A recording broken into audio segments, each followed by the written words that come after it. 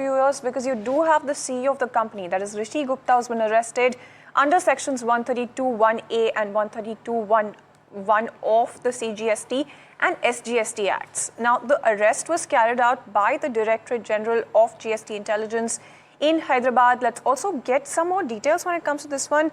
It's quite the interesting story that is right now unfolding, Puneet. Most certainly, and we will be, of course, there's a lot more details that need to be panned out at this point of time, but largely we have seen that the CFO Ketan Merchant has now been appointed as the person who would be running operations for now at the company. But when you look at some more key details, the investigation is relating to the business partners of the bank and not specifically relating to GST compliance of the bank. That's point number one that has been coming out in the exchange filing. The other aspect, that the bank is cooperating with the authorities to provide all the necessary information at this point of time, and they are presently seeing no impact, is what they've of course mentioned in the filing. But in case of any impact, appropriate disclosures will be made. But largely, the bank putting out in the exchange filing notification that this is not relating to the bank, and hence it will be something that the markets will take forward in terms of what could be the performance, because we saw a 7.5% downtake on Friday. This exchange filing has come in very late last night, so you could see an impact on Monday in terms of stock price performance, but largely the key update coming in on the bank. No, absolutely, and that's something that we'll find out only on Monday. But for now, let's also explore the context of this and try and get some more insights into this, because we do have Abhizar Devanji, founder of Neostrat Advisors, joining us on the phone line right now. Mr. Devanji, thank you so much for taking time out and joining us this morning. First things first, I wanted to get your first take when it comes to this particular development. You do have the MD and CEO who's been arrested. The CFO is in charge of the ship right now. How are you making sense of this particular development? So very, very clearly, I don't think this is an issue pertaining to the bank or its operations. The only way it impacts operations is that they may have onboarded certain clients which may not have been appropriate, and those may have been involved in some kind of a GST aversion. That's the only angle to this. Now, arresting the CEO, I'm not even sure whether it is within the jurisdiction of the authorities or within 132 of the Sales Tax GST Act. Very clearly, if it was a violation of the bank, it would have been different. This is actually just seems to be a customer onboarding issue, more of an RBI inspection issue maybe, but certainly not a GST issue, and hence any arrest, first of all, is, in my view, not appropriate.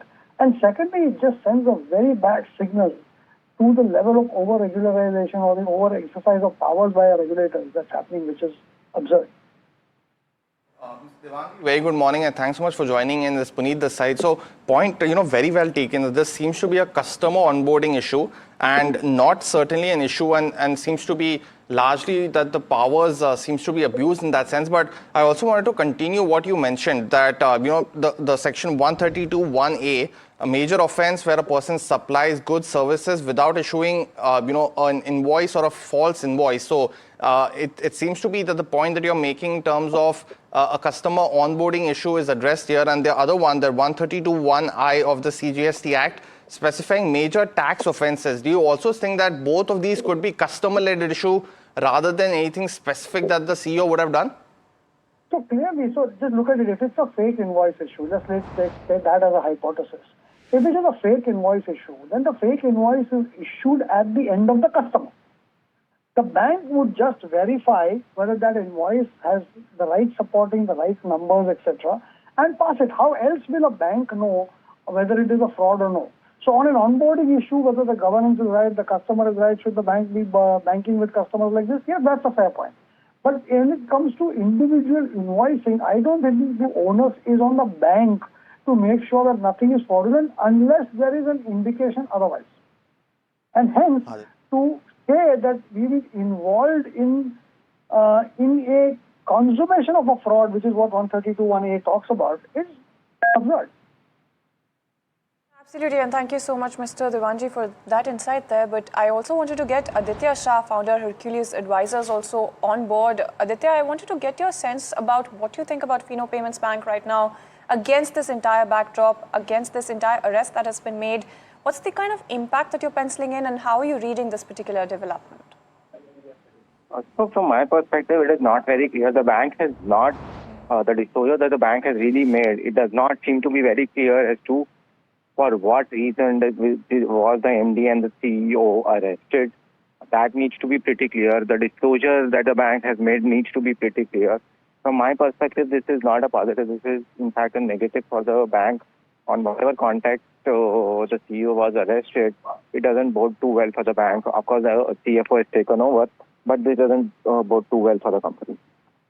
Got the view, Aditya. But Abhizar, before we let you go, Mr. Devanji, before we let you go, just a quick view on if the current investors of Fino, should they continue to hold on and wait for more clarification? Is that some of the key advices that you would give, given that there's a lot of ambiguity, both in terms of this particular issue as well as the exchange filing not being as clear as it should be? So anything that you can offer investors at this point of time? No, I think first of all, I think everybody would have been taken by surprise, and you should seek a better clarification from Fino, which I'm sure will come through. It's just that they haven't had the time. Apart from that, I don't think the banking operations are involved, and hence I don't think there's an investor issue here in terms of the operations of the bank. And Aditya, also, would you also concur with Mr. Devanji's view at this point of time that a lot more clarification is yet to be known, and hence investors should wait, not be eager in terms of selling? Because on Friday we also saw the impact on Fino amongst others like Ujjivan in terms of what happened in Bihar, and that could be another issue that investors will have to deal with. But specific to this issue, do you feel that investors should wait for some more clarification at this point of time? Absolutely. There's no point reacting to the stock either ways, positive or negative.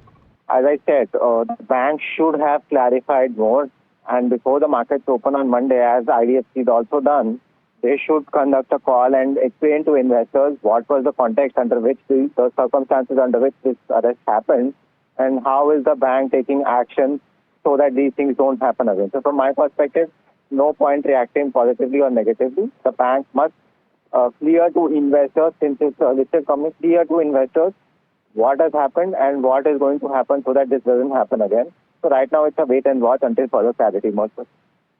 Absolutely, and we'll wait for that clarity to really emerge. Thank you so much for taking time out, Aditya, as well as Mr. Devanji, for this particular conversation.